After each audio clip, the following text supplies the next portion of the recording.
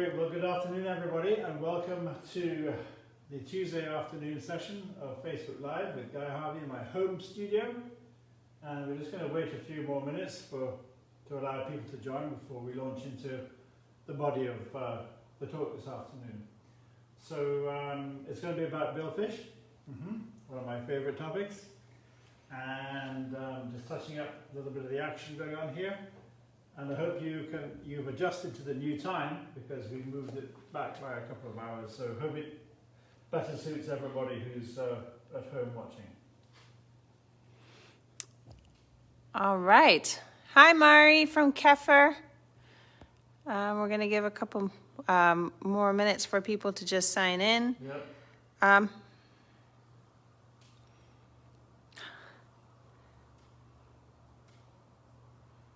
George, hi. Nice to see you on here.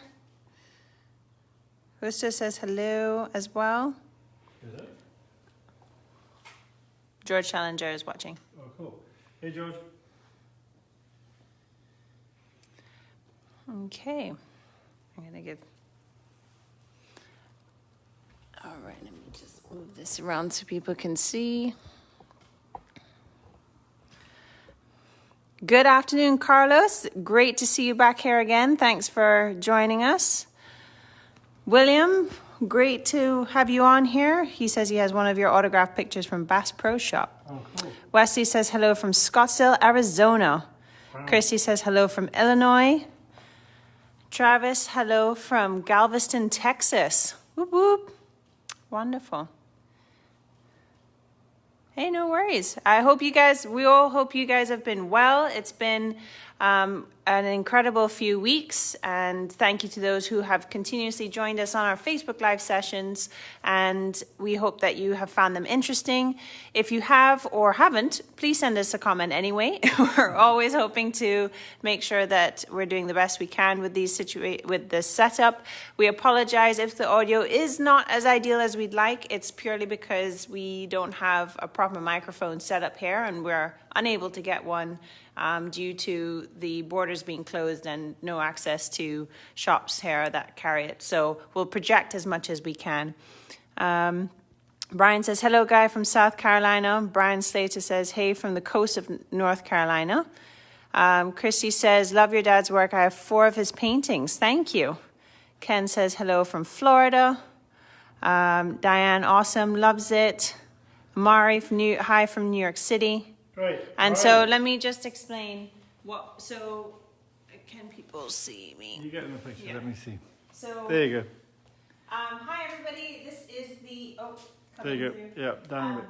Down? Yep. Okay. Hi everybody, it's Jess Harvey or Traveling Jess Harvey, and thank you for joining us on this Facebook Live session. We've moved the times as we've talked about to 5 p.m. Eastern Standard Time, so hopefully this is better for everybody.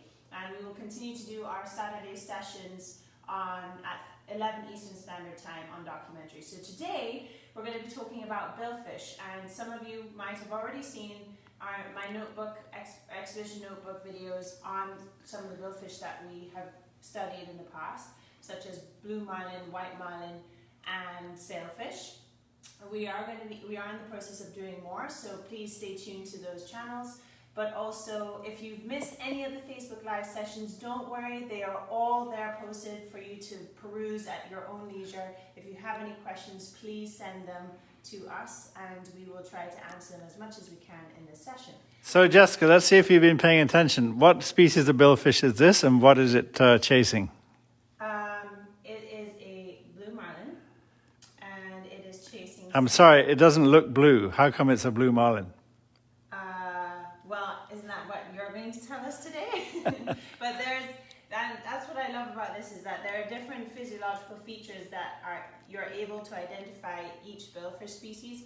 Fishermen who are signing in, I'm sure you're already biting at the bit to tell us the differences, but we're going to be going through that as well as other paintings as well. And also we're going to have a brief mention about the swordfish and what role it plays in part of this. So thanks for joining us, and we'll be here for the next 30 minutes with you through Facebook Live. Cool. Well, I thought you'd enjoy that quick little trick question there. Mm-hmm. So this is a painting I started a couple of weeks ago, and we've used it for a couple more of our Facebook Live presentations because it really tells a story about the open ocean life of these amazing fish. Here in the Caribbean, where the water is very blue, the fish, they feed by sight. They've got big eyes. They feed by sight. They're very quick. And they can pretty much run down anything they want. So here we've got some blackfin tunas, which are our predominant bait fish around the Cayman Islands, certainly in the Western Caribbean. We have a lot of small blackfin tunas, bonitas, on which they feed. Now, the coloration on all marlin in all different oceans is very variable, and they are not blue. They can be dark blue, purple, silver, and a combination of all of that, with varying amounts of bronze or gold, and stripes and without stripes. So there's a lot of variation in all the billfish species, but particularly in the blue marlin. They grow very large. They're the largest of all the billfish. They are, in fact, the second largest of all teleosts. That means of all bony fish. Can anybody take a guess at what is the largest bony fish? We can see Leave that. if anybody gets it. But they grow up to probably 2,500 pounds. But of course, nowadays, with all the fishing pressure on them, it's very rare that you would see a blue marlin over 1,500 pounds, just because of fishing pressure. They don't get the chance to grow as big as they used to. And you can just go back into all the IGFA world records, any of you who followed that sort of thing, and look up the IGFA billfish records on the different line classes. Most of them are not, they're not catchable anymore because they just don't exist, because they've all been fished up. Anyway, so this is just a typical predator-prey interaction. They will shadow a school of their bait fish, their prey items, that will be feeding themselves. This is why all this foam is being generated here at the surface. And for those of you who do fish for marlin using artificial lures, you notice the bubble trail that comes out of the lures as you're pulling them along, and it mimics the same behavior, the bubble trails that these fish make once they interact with the surface and go along pulling down bubbles. But it makes for an interesting painting. And so this is not just the blue water, this is really active blue water with lots of colour and motion in it, and I hope I portrayed that. Of course, the mouth is barely open. They keep it barely open because they're ram breathers. That means they have to keep swimming to breathe, and they just keep it open a little bit. They would only open their mouth out to engulf a prey item. Well done, Michael. Okay, cool. Oh no, that's not the largest teleost, isn't it? What? Someone says largest teleost is whale shark. No, that's an elasmobranch. Yeah, exactly. So, yeah. I'm painting a whale shark right now, actually. Yeah. Very cool. We have... Good try though, Michael. Keep them coming. Janice says to say hi, Janice Harvey. Hi, Janice. So yeah, keep up the questions. So let's do a comparison with a sailfish. Jess, you want to come over here and hold this up? Yeah. Well, I don't know. kind of there. Yeah. Will it be on the screen? I hope so. I have to check. Do you want to just hold? Well, the point I want to make, actually put that down. The point I want to make is generally you meet blue marlin and they are on their own. Occasionally you'll see two, very seldom three. So that they're basically lone predators. They and the black marlin typically have that kind of ocean existence. Whereas two of the lesser species, the white marlin, which I don't have a painting of working on right now, but we'll do a sketch of one. That's not That's a spearfish over there. The sailfish, the white marlin and the striped marlin, which are all in the different subfamily of billfishes away from the blue and the black, they do form aggregations, and they are known to feed cooperatively in that they coordinate their feeding behavior to take advantage of schooling prey, as we saw with the blackfin tuna below. But they typically feed on much smaller prey items, so smaller animals. You would have a hard time in swallowing a whole blackfin tuna, for example, whereas a blue marlin would.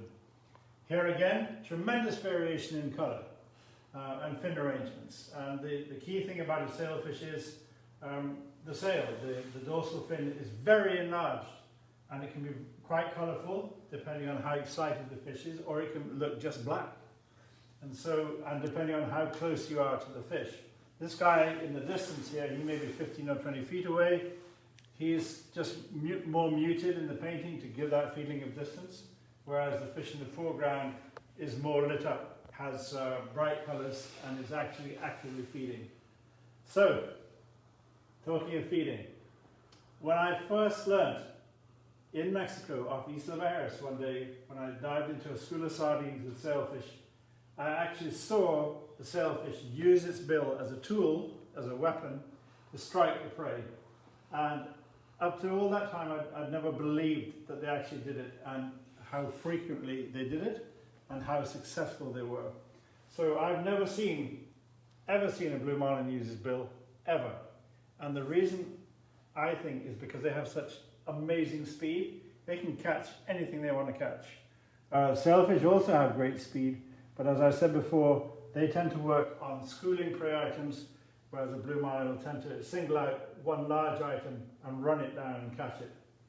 So what was so interesting about this behaviour, and we've got tons of footage of it now too, is that they would get up to the school of sardines and get the bill into the school and then give a premeditated whack sideways, not up and down, sideways with the bill, and actually hit some of the prey which would get knocked out of the school or injured. They turn around and eat it.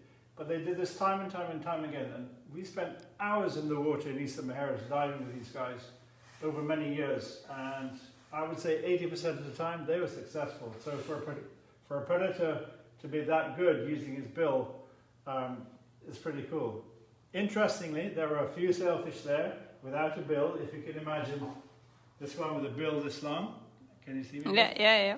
And they would do the same behaviour. So they're coming along with their bill going like this, but they don't have a bill. It's funny because they don't know they don't have a bill. Oh no! It's kind of. Is it like the phantom? You know how people, when they lose limbs or anything, they have that phantom feeling? Do you think that's what that is? Probably similar. Anyway, Torrin's asking, are bills fragile? No, they're not. If you want to pass me one there. So what was interesting was none of these fish have been skinning, so they're obviously feeding anyway, quite successfully. And you see broken bills off billfish a fair amount in nature. I would say 1 in every 30 blue marlin I see doesn't have a bill. So here's the bill of a blue marlin, probably about a 300-pounder. And Jess, you can just feel it and tell people what you're feeling on the... I'm just going to try and bring it for people to see. Yeah. So if people can see this, it's very rough, as people can see. Yeah. I'm just kind of making sure that... Only on the sides and underneath, notice. Really strange. Yeah. No, it's the upper jaw is the extended pair of bones called the premaxilla and the maxilla. So this is made of 4 different bones. Oh, okay. Compared to the lower jaw, which is the mandible and the dentary bone. Right. And so this is an extension of the also you can see here. If you just look up at that wahoo, the wahoo has also got a long face, but the billfish wahoo is up there. Yeah.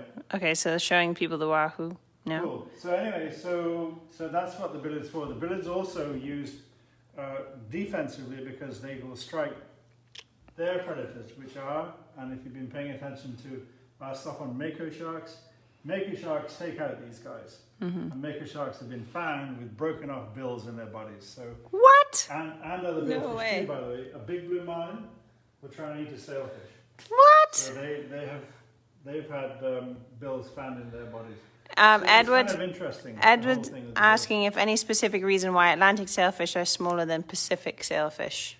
Good question. So Atlantic sails typically are smaller than the Eastern Pacific ones and the Eastern Atlantic ones, primarily due to a phenomenon called habitat compression, where because of the low oxygen content of the water from 50 meters down in the Eastern Pacific and the Eastern Atlantic, all the pelagic fish tend to be confined to that top 50 meters of water. Therefore, that presents much more feeding opportunities for these billfish because all their prey is compressed into that sort of layer of water. more feeding opportunities, faster growth rate, bigger growth rate. That's the theory behind that. And of course, in the Western Atlantic where we live, the water is very blue, and these guys, this blue marlin, can go down deep to often 1,000 feet down without any problem. Remember, 50 meters is only 160 feet down. So there's good oxygenated water down there. Okay. So how? It has relationships. It has, well, a lot of relevance when you're releasing a fish to make sure that they are swimming properly in the Eastern Pacific, so that they don't sink down into that low oxygen layer and suffocate. Mm-hmm.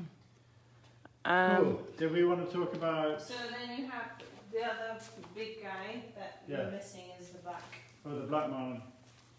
Well, we don't get black marlins here in the Atlantic Ocean, but this is, you know, one of the best sport fishing pictures that I've ever taken. It happens to be of a very big black marlin in Panama, which we tagged and released. The main difference with the blues is that the size of the head compared to the body is much bigger. I'm going to move this so that they can see the blues and the black. Okay.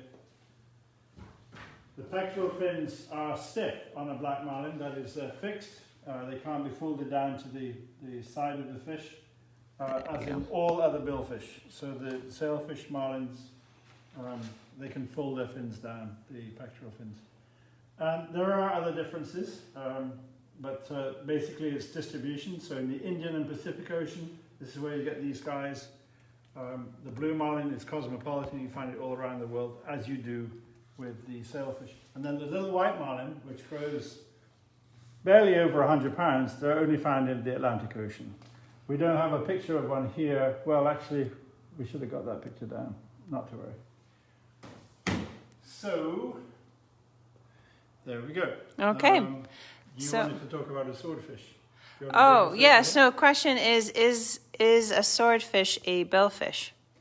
No, they're not billfishes.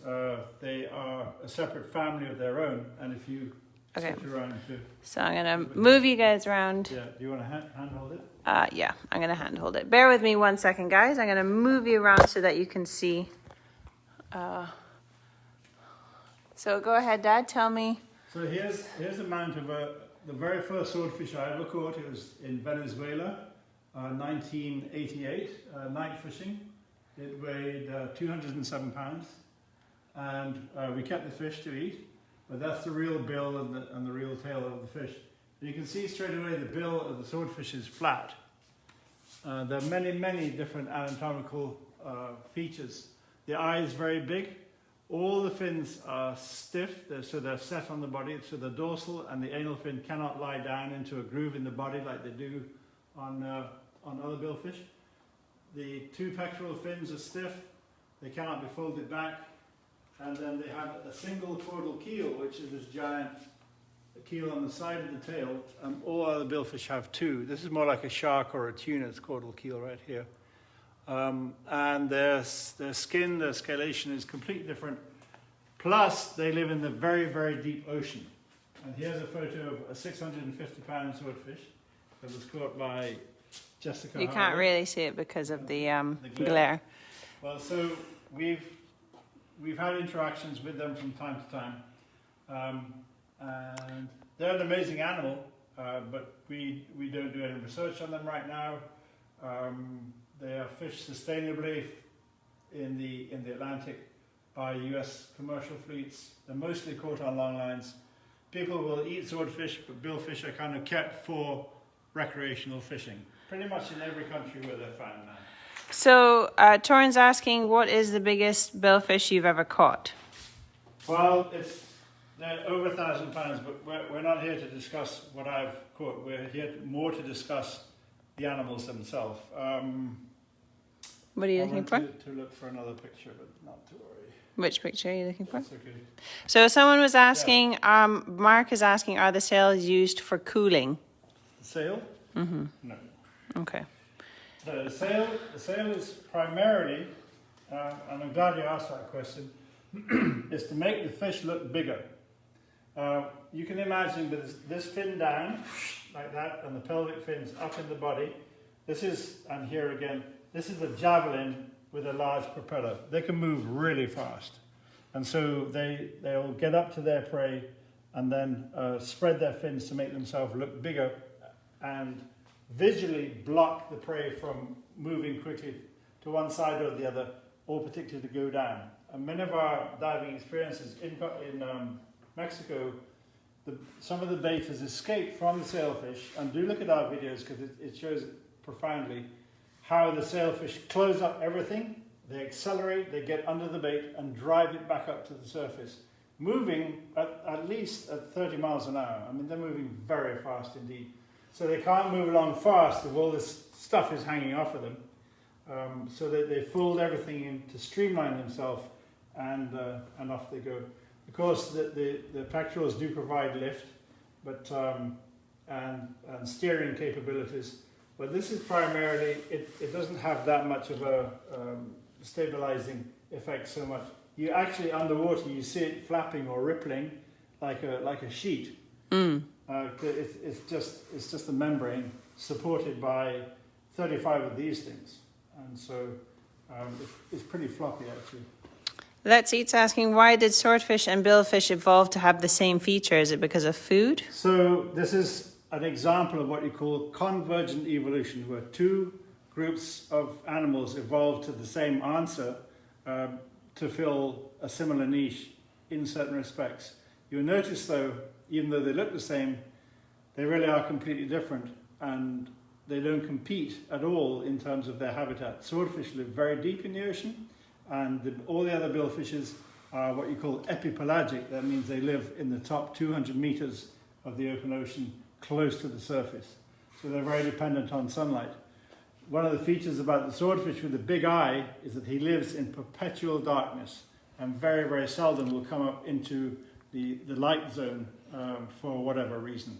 But they're basically living on the bottom in the deep ocean, and at night time they come closer to the surface, but it's still dark. And is that because the squid is coming up more to the surface too? Well, it's because everything in the mesopelagic layer or group, the mesopelagic layer of the water, form what you call part of the deep scattering layer that all migrate toward the surface at night time to feed. So they're taking advantage of more food and different food items from what they would find on the bottom. Okay. So if Logan's asking, what is the most difficult billfish to paint? I enjoy painting them all, and I typically paint them on much bigger canvases than this because they are big fish. They demand a big canvas. In fact, I'll say that I'll bring this one over. Okay, everybody stand by. Oh, you're going to unwrap that one? Well, why not? Wow, okay. You guys are in for a treat. Here's the one we call, you got it, Jess? Yeah, it's okay. I'm going to try and do This this. is the one I did a month ago called The Feeding Tree. And we haven't been able to travel. If you want to lean it up over here. This is a little difficult to do while yeah, holding. yeah. Sorry, guys. So But this is more like the size I like to do because you've got the space to tell the story. Or how does it look on the camera? Hold on. Can I lean this against this? Yeah. Maybe? Yeah. There we go. There you go. Now we're talking, so you can kind of get an idea. And also, if people want to see him actually painting this when it was originally stretched, you can go back onto our Facebook Live posts and see him doing it when and one of the first sessions of the Facebook Lives that we did. Right. So I love to do a bigger canvas. It's just more time, but it's a better reflection of what you're already seeing underwater. Michael's Trescott's asking, do you young grow in mangroves or out in the open ocean? No, the billfish spawn in the open ocean. That's a good question. They don't come in shallow at all. And so the eggs, they hatch in 24 hours, and the larvae live off their yolk sac, and they will start to feed, and they feed on all the other things that all the other little fish eat, which is plankton. And they grow very rapidly, and they grow up to maybe 30 or 40 pounds in their first year. And like I always say, to survive in the open ocean, because there's nowhere to hide, you need to grow very quickly to avoid being eaten. And you need to be very big or very fast, or both, to get through. But they will typically hide, obviously, around flotsam. So in Sargassum, you might find some little baby ones. The smallest blue marlin I've ever seen was about 12 inches long, and it was caught at night in a dip net by a friend. The smallest one that we ever caught here, Jessica caught. Jess, do you want to tell about that fish? Well, I tell you, I've never seen my father so excited about a fish in my entire life. We were fishing in Grand Cayman, beautiful sunny day, and all of a sudden we get a bite, but it's not that big. And as we're reeling it in, we're not sure what it is because it's so small, but there is a bill. So we think it's a spearfish or a small white marlin. And sure enough, it was a blue, and it was so young, the bill was actually soft. It was still spongy. And a kind of panic went over because we were trying to decide what to do because this was such a... shaking so hard, I didn't want the bill to break off. No, so we released it as quickly as we could, got some photos of it. But it was amazing to see that size. I mean, how small would you say? 4 feet long? Yeah, it was about 12 to 15 pounds. And the thing is that you can also, I forgot to add, you can identify a baby blue marlin that's a foot long, as long as my paintbrush here, because the bill doesn't grow until they are about 3 or 4 feet long. Oh, I didn't know Compared to larval sailfish and white marlin and swordfish. Swordfish have a huge bill compared to their body length when they're about a foot long. It's like half their body length. Right. So you can tell a blue marlin larva straight away, or juvenile straight away. So I have a question. That early life history is obviously a very important part. Yeah. If this, sometimes you see sails with small damages in their sails and rips. Is that something that they can mend on their own, or will it always be? I haven't seen them mend, but I'm sure it could happen, especially if it was quite a deep tear, so to speak. Obviously, when you're catching them on a fishing line, the leader will rub against the sail, and depending on the angle of pull, will cut into it, and it does, tear. Yeah. But it's not necessarily something that will affect the hydrodynamics of the fish. It just looks away, and I've seen in pictures. Oh, there's a picture right there. Got some paint on my hand. Sorry. Standard artist. Mark is also asking. I've seen sails. I took these out of a magazine recently. Can you see these? Yep. But you can see that these are normal free-swimming sailfish in Mexico. But you see how erratic or irregular the sail is. Mm-hmm. It's not, a nice, beautifully formed curve. Right. So yeah. But it still is up. So Mark Baker was asking, I've seen sailfish at the surface with their sails up and not moving. What are they doing? That's a great question. Well, they're moving slowly is what they're doing. They're probably just... Well, we see them in Panama. We see them in Panama doing that too sometimes. Tailing out and moving along, So they're just sitting in the current while the water just pushes over their gills? They have to keep moving to breathe, remember. They're not going to stop like a grouper or a reef fish and sit and pump water. They have to keep moving to pump water over their gills. So they might move slowly, but they're not stopped, that's for sure. And what was also interesting too is in this defining what a species of billfish is, it was Dr. Mahmoud Shivji and his team that discovered there was a difference between white marlin and round sail spearfish, correct? There's 10 different species of billfish. We've really touched on 3 or 4 of them right now. So you've got the blue marlin, the black marlin, the striped marlin that we haven't really talked about much. It's very similar to a white marlin, lives in the Pacific and Indian Ocean. You don't get striped marlin in the Atlantic Ocean, so you only have white marlin there. Mm-hmm. And then you have several different species of spearfish. In the Atlantic alone, there's a Mediterranean spearfish, there's a long-bill spearfish, and then there's the round-scale spearfish. Mm-hmm. And so there's 3 species there. In the Pacific, you have 1, which is the Pacific short-bill spearfish. Okay. Austin Brand. There's a spearfish right there. That was caught in Venezuela back in also 1988. So yeah. So what does it predominantly eat? They'll eat the same flying fish, sardines, any small fish near the surface. But you can see that It's a very skinny fish. It has a long, low dorsal fin, not like a sailfish. And they're comparatively rare. I've only ever seen maybe 10 in the Atlantic in my entire life. Oh, okay. Yeah. So, there was another one. Austin's asking, is it true after catching a sailfish, they often die within 2 or 3 years? No, sailfish, they may have a short lifespan compared to other billfish, but I think the longest tag return we got from a tagged sailfish is about 12 or 14 years, so they can certainly live a long time. Okay, cool. What is interesting, and it brings me on to males and females, in the black marlin and blue marlin, the females get much, much bigger than the males, but not so in other species. Happen to find here some pictures of a black marlin. I know it's going to get a lot of reflection. Yep, a little bit. These are photos I took in Australia. Hi, everybody. of free swimming black marlin. So I'm jumping in the water with these fish teased up to the boat. This is about a 300-pound black. Yes, Julie, we yeah. are filming from the Grand Cayman studio. This is where all the thinking happens, inspiration, especially during lockdown. Yeah, so you can't tell the difference between male and female by just looking at a sailfish, because both males and females get to the same size. But any blue marlin over 250 pounds will be female, and any black marlin over 200 pounds will be female, because the females grow bigger, whereas the males tend to stay the same size. You know, they reach a maximum size like we humans, and they stop growing.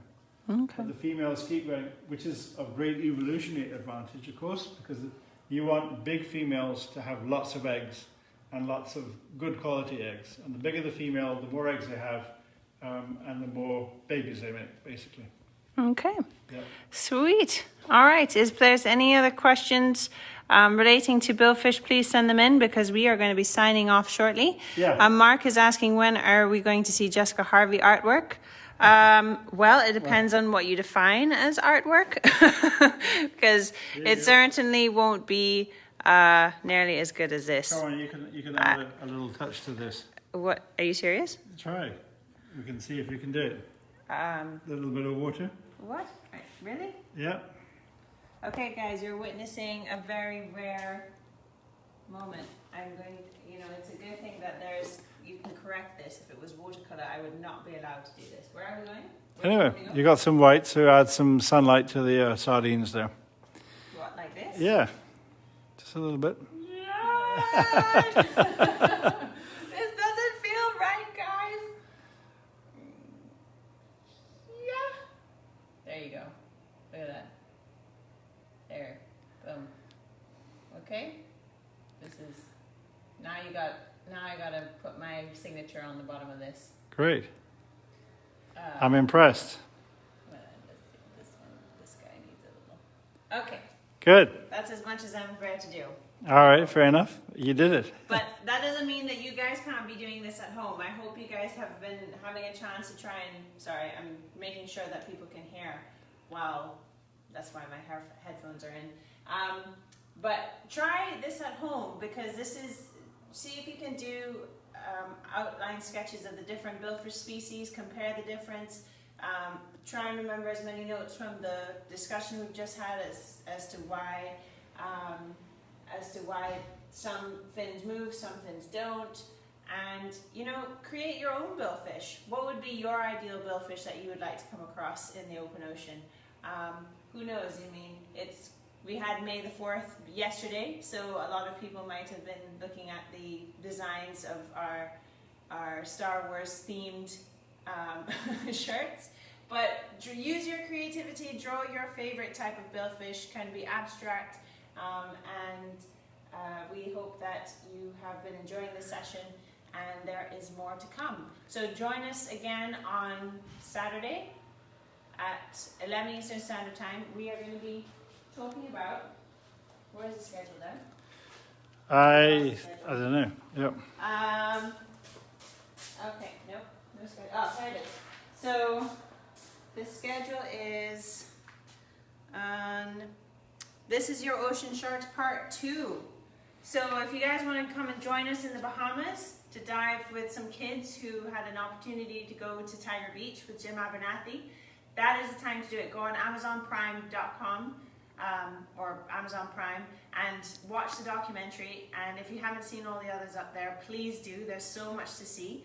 And we hope you enjoyed this session. And just want to give a big shout out to all the teachers out there, as it is Teachers Appreciation Week. You guys are incredible for what you're doing, trying to manage a new time as well as trying to manage your own life as well. Very difficult, but we wouldn't be here without you guys. So a huge shout out to you and everyone who's signed into this thing. So I'm going to now switch over to Dad for closing comments. Cool. Okay. Thanks, Jess. So one of the biggest pieces of legislation which we were involved with back in 2018 was the Billfish Conservation Act, which banned the importation of billfish into America. Can you believe that as valuable as these fish are for sport fishing, the catchment reef fishery, a lot were still being consumed in many different countries, and they were caught in many countries and sent to the US to be consumed, or often as pet food. Would you believe that? Mm-hmm. So the Billfish Conservation Act, late in 2018, closed that loophole, banning the importation of blue marlin, black marlin, striped marlin, all billfish and sailfish, doesn't include swordfish, into the US. And most countries now, where they are found, conserve them for recreational use. So they're protected in many different countries in the Caribbean and Central America now, which is good. Mm-hmm. Because of the socioeconomic value of the living fish. These are far more valuable alive than dead to your respective countries. And we have one last good question that I'd like to share. Have you seen them congregate together during breeding and compete with another? Actually, would you want to tell them about the Australian aggregation you saw? What a shame. In Australia, I have seen an aggregation of marlins. There were, I think, 8 in the piece. It's in my book, the book called Portraits from the Deep, where one female was surrounded by 7 males, and they were all moving down sea. Very rough ocean that day, but they were moving pretty fast. And it'll take several males to fertilize one female, because as I was talking about how big the females are, the volume of eggs they spawn, and the number of males needed to fertilize that spawn. So it doesn't happen in one place. They're moving pretty fast. I don't think anybody's filmed it underwater, and so we don't know that much about it. But it's not like they form an association. It's a very short-lived experience. Mm-hmm. Yeah. All right. Well, on that note, I do encourage you to do more research on billfish. And if you are a billfish fisherman, catch your fish responsibly and release them in as good a condition as you can, because they'll live to fight another day. They're tough. So enjoy and see you good soon. luck fishing. Woo-hoo.